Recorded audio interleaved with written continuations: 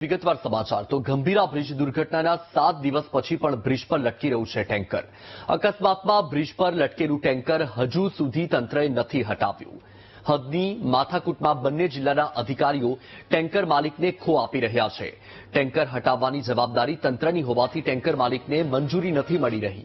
નદીમાં અકસ્માતની ઘટનાની હજુ સુધી કામગીરી ચાલુ હોવાથી ટેન્કર નથી હટાવાઈ રહ્યું।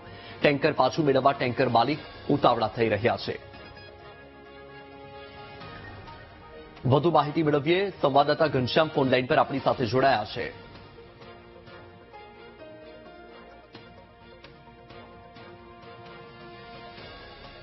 તો આ તમે દ્રશ્ય જોઈ રહ્યા છો કે 7 દિવસ થઈ ગયા ગંભીરા બ્રિજ દુર્ઘટનાને હજુ સુધી પણ ટ્રક નથી હટાવવામાં આવ્યું, ટેન્કર નથી હટાવાયું।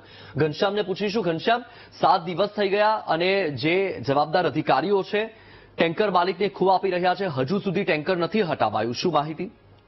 વત્સલ, ચોક્કસથી જે ગંભીરા દુર્ઘટના થઈ છે તેને 7 દિવસ વીત્યા છે।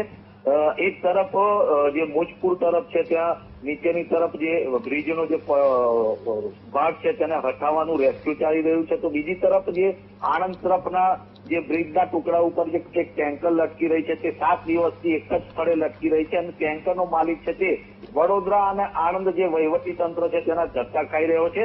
એક બીજું તંત્ર એટલે કે વડોદરા તંત્ર આણંદ પર અને આણંદ તંત્ર વડોદરા ઉપર આ જવાબદારી નાખી રહ્યું છે, તેને લઈને જે ટેન્કરનો માલિક છે તે માલિક હવે અટવાઈ રહ્યો છે। જીવન, બિલકુલ ઘનશ્યામ, માહિતી બદલ આભાર।